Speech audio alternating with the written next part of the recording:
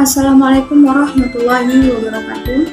Baiklah, saya Siti Nurhaliza dari Program Studi Ekonomi Syariah, jurusan Syariah dan Ekonomi Islam STM Bangkalis. Di sini saya akan sedikit mereview jurnal tentang jenis-jenis penelitian. Penelitian adalah usaha yang sistematis untuk menemukan jawaban ilmiah terhadap sesuatu masalah. Sistematis karena harus mengikuti prosedur dan langkah-langkah sesuai kebutuhan prosedur. Setiap permasalahan pada lembaga pendidikan yang ingin diungkap dan diberi solusi melalui penelitian ilmiah dapat dilakukan dengan jenis-jenis penelitian yang berbeda-beda yang sejalan dengan masalah yang ditemukan. Adapun jenis-jenis penelitian, yang pertama itu eksperimen. Eksperimen adalah salah satu metode penelitian yang digunakan dengan memanipulasi data terlebih dahulu melalui pelakuan tertentu supaya pada langkah selanjutnya dapat mengamati data yang akan datang. Contoh penerapan dari penelitian eksperimen ini pada bidang pendidikan adalah untuk meneliti pemahaman murid dalam suatu mata pelajaran dengan menggunakan media pelajaran tertentu. Dalam penelitian eksperimen ini ada beberapa karakteristik. Yang pertama itu memanipulasi variabel. Maksudnya ialah tindakan atau pelakuan yang dilakukan oleh pihak peneliti atas dasar pertimbangan ilmiah dengan dapat dipertanggungjawabkan secara terbuka guna memperoleh perbedaan efek dalam variabel yang bersangkutan. Yang kedua itu mengontrol variabel. Tindakan untuk memindahkan pengaruh variabel lain pada variabel terikat yang mungkin saja mempengaruhi penampilan variabel tersebut.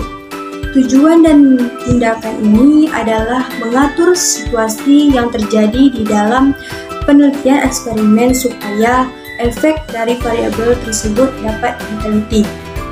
Yang ketiga itu melakukan observasi. Tujuannya adalah supaya dapat melihat dan mencatat fenomena pada yang muncul serta memungkinkan terjadi perbedaan di antara dua kelompok tersebut atas adanya kontrol dan manipulasi variabel yang telah dilakukan sebelumnya. Jenis-jenis penelitian yang kedua itu studi kasus. Studi kasus adalah suatu teknik yang mempelajari keadaan seseorang secara detail maupun fisik. Selanjutnya dapat meningkatkan perkembangan dan upaya untuk membantu individu sehingga mampu menyesuaikan diri dengan baik dengan lingkungan. Berarti dapat kita ketahui dari tujuan, maka studi kasus ini merupakan salah satu metode penelitian kualitatif yang berbasis pada pemahaman dan perilaku manusia. Jenis-jenis penelitian yang ketiga itu etnografi. Etnografi adalah suatu tulisan yang menggambarkan suatu masyarakat, kelompok, atau kehidupan manusia.